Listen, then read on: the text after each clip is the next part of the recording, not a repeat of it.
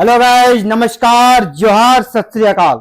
Exam fighter number पर आप सभी का बहुत बहुत स्वागत है। और आप सभी के लिए एक बड़ी अपडेट है। जी हाँ, अगर आप असिस्टेंट प्रोफेसर बनना चाहते हैं 2025 में, यानी नए सत्र से अगर आप असिस्टेंट प्रोफेसर बनना चाहते हैं तो आपके लिए बहुत ही बड़ी अपडेट है। जी हाँ, असिस्टेंट प्रोफेसर बनने के लिए अब आपके पास पोस्ट ग्रेजुएशन की डिग्री जरूरी नहीं है। यानी पहले था क्या, जो पोस्ट ग्रेजुएशन यानी जिनका पीजी क्लियर हो गया है वही नेट के एग्जाम में बैठ सकते हैं, वही पीएचडी कर सकता है जिनका पीजी कंप्लीट है। लेकिन अब ये एनईपी न्यू एजुकेशन पॉलिसी यहां पर लागू हो गई है। इसके माध्यम से अगर आप सिंपल ग्रेजुएशन है ना, तो भी आप नेट के एग्जाम में बैठ सकते हैं। अगर आपका ग्रेजुएशन कंप्लीट है तो आप नेट के एग्जाम में भी बैठ सकते हैं, और ग्रेजुएशन आपका कंप्लीट है तो आप पीएचडी में भी इनरोल हो सकते हैं। यानी दोनों जगह, यानी अगर आप नेट भी कर लेते हैं और फिर आप ग्रेजुएशन के बाद पीएचडी भी कर लेते हैं तो फिर क्या हो गया, आप असिस्टेंट प्रोफेसर बन सकते हो। असिस्टेंट प्रोफेसर आप बन सकते हैं, कहीं भी पीजी का कोई जरूरत यहां पर नहीं है। तो बिग अनाउंसमेंट है ये, गुड न्यूज है सभी के लिए। तो इसी के बारे में आज हम लोग डिस्कस करेंगे, क्यों ये लागू किया गया है, इसके पीछे क्या रीजन है।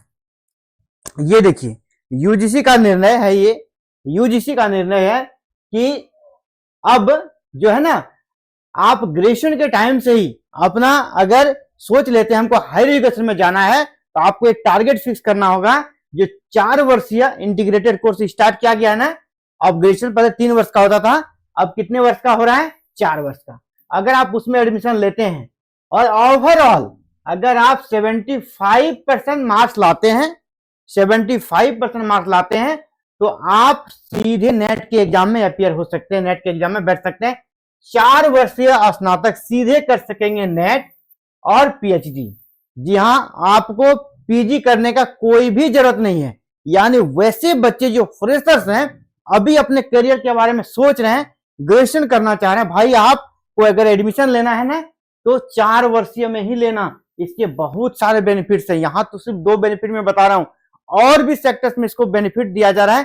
क्योंकि एनईपी 4 वर्षीय जो ग्रेजुएशन है इसको बहुत ही वो कह सकते हैं प्रीफर कर रहा है। यानी अगर आप ग्रेजुएशन करना चाहते हैं, आपका 12th हो गया है, तो न्यू एजुकेशन पॉलिसी में अगर आपको बेनिफिट लेना है तो 4 वर्षीय ग्रेजुएशन आप जरूर कीजिएगा। यहां से आपको, जैसे मैंने हायर में आपको जाना है तो मैंने 2 बेनिफिट बताया, आप सीधे नेट में दे सकते हैं और फिर पीएचडी के लिए भी इनरोल हो सकते हैं। चलिए इस न्यूज को पूरा डिटेल्स में हम लोग कर सकते हैं, गहन तरीके से देख लेते हैं। नई दिल्ली विश्वविद्यालय अनुदान आयोग के चेयरमैन, ये ऐसा वैसा नहीं है, जो चेयरमैन है यूजीसी के चेयरमैन कौन है, जगदीश कुमार। प्रोफेसर जगदीश कुमार ने कहा कि अब 4 साल की स्नातक डिग्री वाले छात्र सीधे नेट व पीएचडी कर सकते हैं।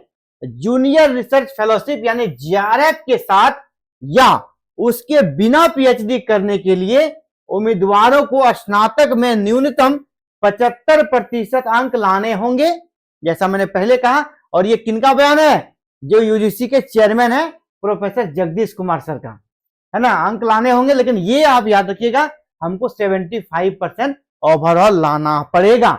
इससे कम रहेगा तो फिर नहीं चलेगा।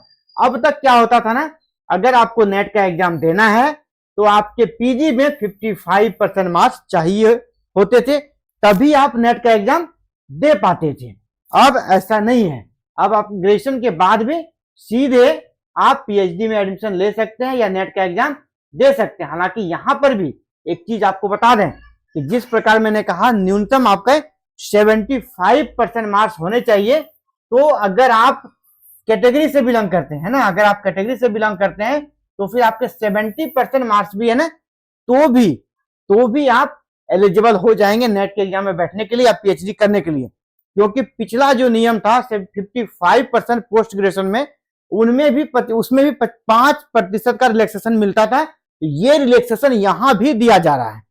यानी अगर आप जनरल हैं, यूआर हैं, ईडब्ल्यूएस हैं, तो आपके लिए 70%, अगर आप कैटेगरी से हैं तो आपके लिए 70% मार्क्स लाने होंगे। किसमें, आपके 4 वर्षीय ग्रेजुएशन के दौरान। इसके अलावा कुछ पॉइंट्स उसको देख लेते हैं।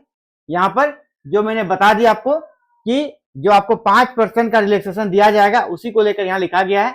यूजीसी के निर्णय के अनुसार जो एससी हैं, एसटी हैं, ओबीसी हैं, ओबीसी में कौन, जो नॉन क्रीमी है, दिव्यांग है, उनको जो आर्थिक रूप से कमजोर, यानी ईडब्ल्यूएस के लिए भी है ना, ईडब्ल्यूएस के लिए भी 5% का यहाँ पर आपको छूट दिया जाएगा। यानी आप 70% है ग्रेजुएशन में तो भी आप नेट का फॉर्म भरने के लिए, पीएचडी का फॉर्म भरने के लिए एलिजिबल हो जाएंगे। तो ये बड़ी अपडेट है। और जो हायर एजुकेशन में जाना चाहते हैं और जिनका अभी कह सकते हैं ग्रेजुएशन में एडमिशन होने वाला है, उन सभी के लिए बड़ी अपडेट थी ये। और आप सभी को ये अपडेट कैसा लगा, आप सभी यूजीसी के इस निर्णय को किस तरीके से देखते हैं, आप जरूर कमेंट करें। और क्योंकि देखिए ये सोशल मीडिया है, यहाँ जिस प्रकार आपका कमेंट होता है, हर किसी का नजर होता है, हर कोई आपके कमेंट को देखता है ना।